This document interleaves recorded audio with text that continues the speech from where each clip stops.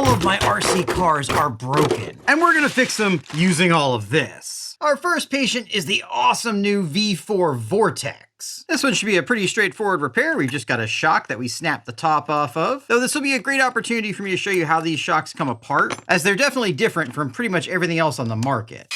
Removing the original, we can see in addition to blowing the top off, we also have a bent shock shaft. I suspect it was this bent shock shaft that caused the shock to break as it wouldn't compress properly anymore. This is a fairly uncommon problem, at least for me. I have killed a couple of these, but not very many. Fortunately, the replacements are pretty cheap.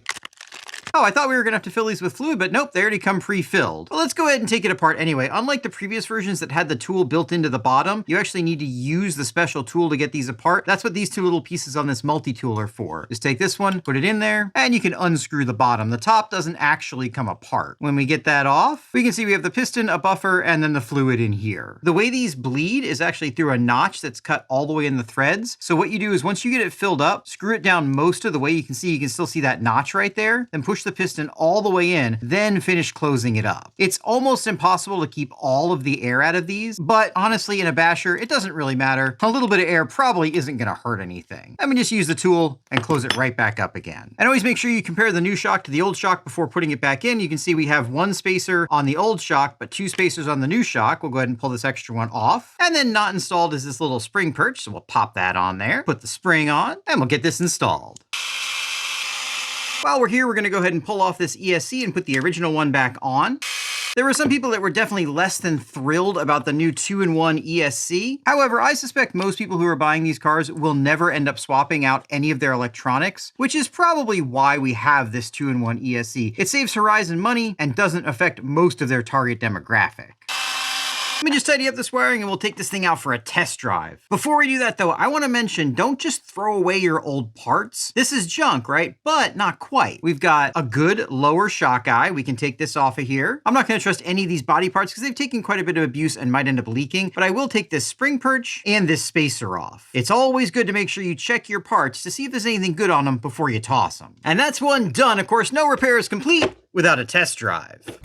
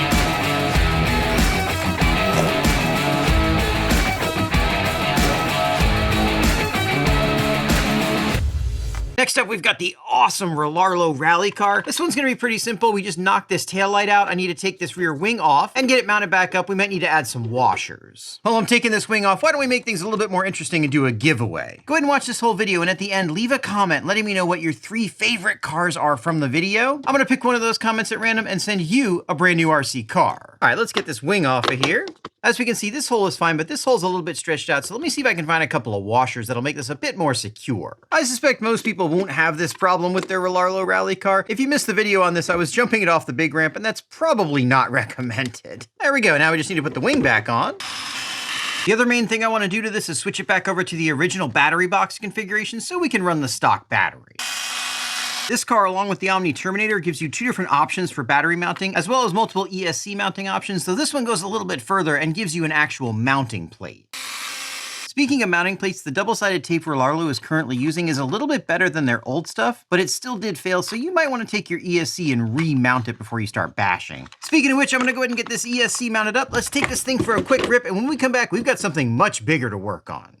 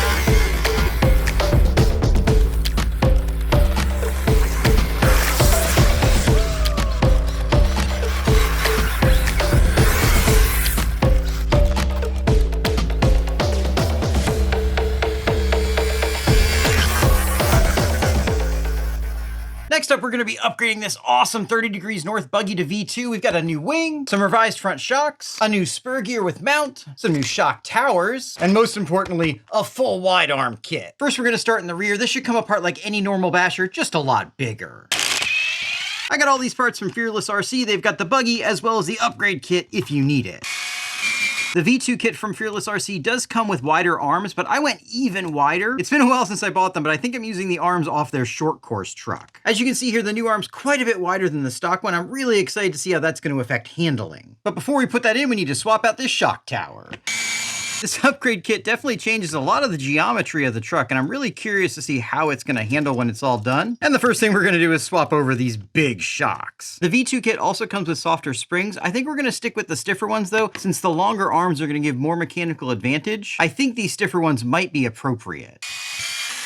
And now we just need to lengthen the links, and installation of all this stuff's gonna be the reverser removal. Let me get all this suspension installed, and then I'll show you what else we're gonna be upgrading. Okay guys, the wide kit is in. The final major thing we need to replace is this spur gear. We won't need these mechanical brakes, so we'll just swap it straight out for the new one. Hopefully this will just come right out of here. Yep.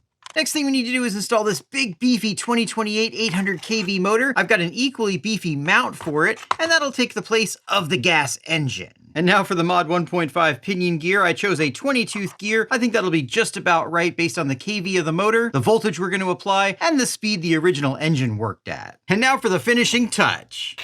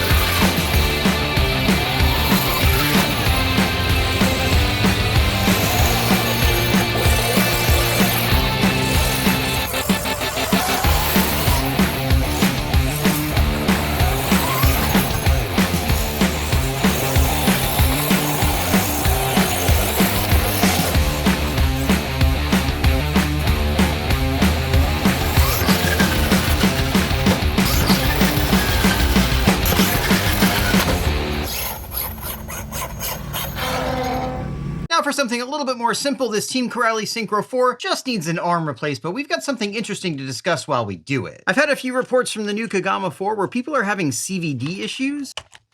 As you can see here, pretty much every Team Corrali car, including this one, uses this spiral spring type retainer for the CVD pin. The Kagama 4 uses a new type of retainer clip, and whereas I haven't had any problems with mine, it seems like a few people have had issues where theirs have just fallen off.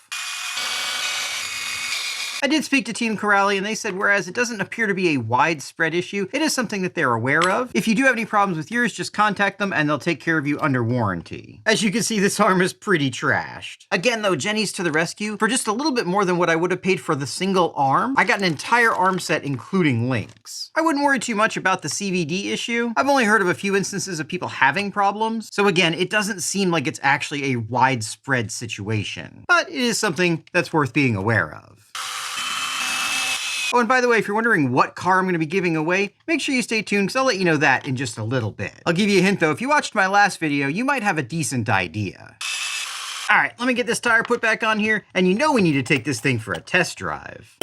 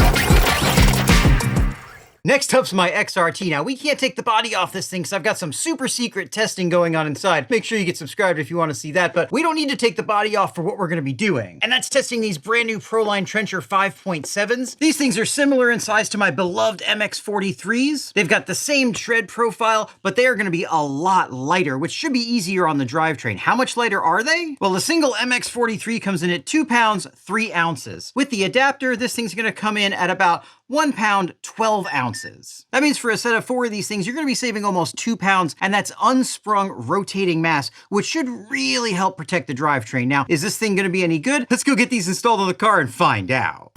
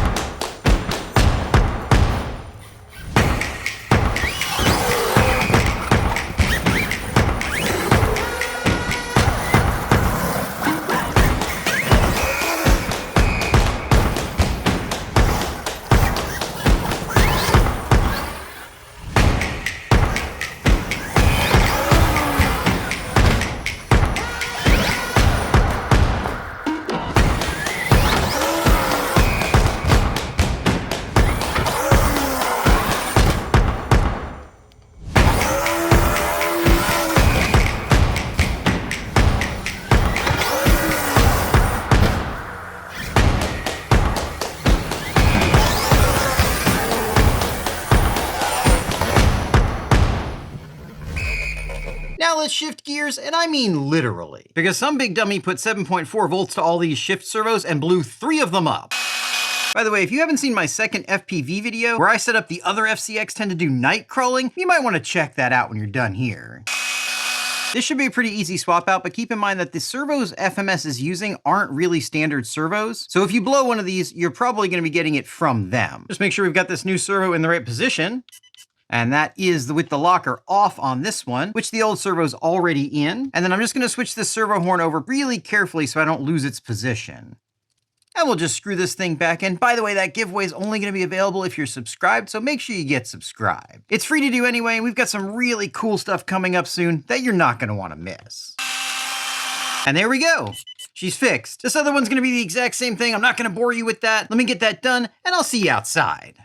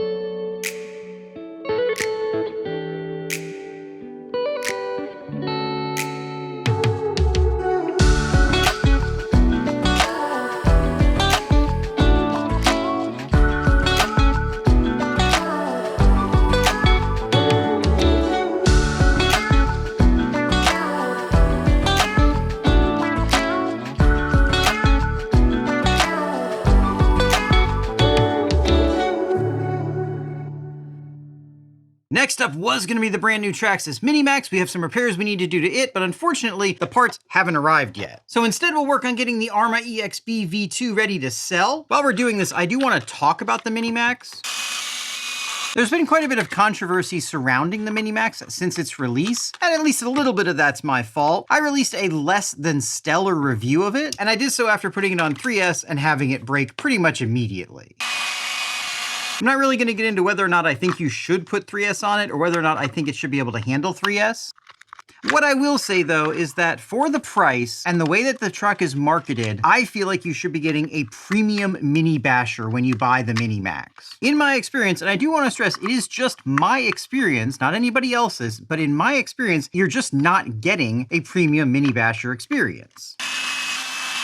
One could argue that what you're paying for are some of the value adds, such as awesome customer support and long-term parts support, and I don't really disagree with those arguments. Although I wouldn't say that Traxxas support is a massive standout in the industry. It's good, but so is Horizon support, and so is Redcat support. Ultimately though, we're all just grown men playing with toy cars, and if that particular toy car is cool for you, then buy it. Do I think it's overpriced? Absolutely. But that doesn't mean you won't love it if you buy it. There are plenty of people that are going to buy that car, and there are plenty of people that are going to enjoy it. My one real concern is that Traxxas prices could eventually bring the rest of the industry prices up with them, but it's not like that's guaranteed to happen. All right, guys, I'm gonna finish getting this thing wired up, and then you know we gotta bash it at the construction site.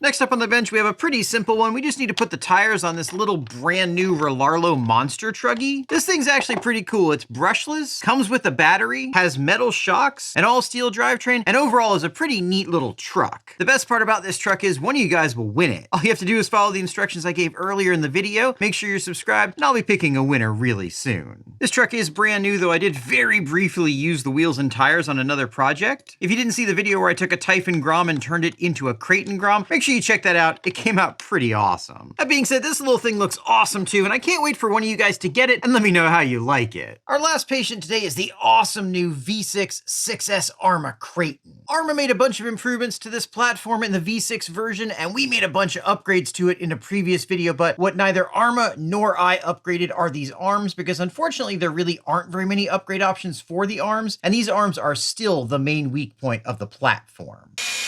Don't forget to always make sure you clean out the sockets of your screw heads before you take them out. Debris in these will prevent the bit from getting all the way in and is one of the main reasons why these screws get stripped out.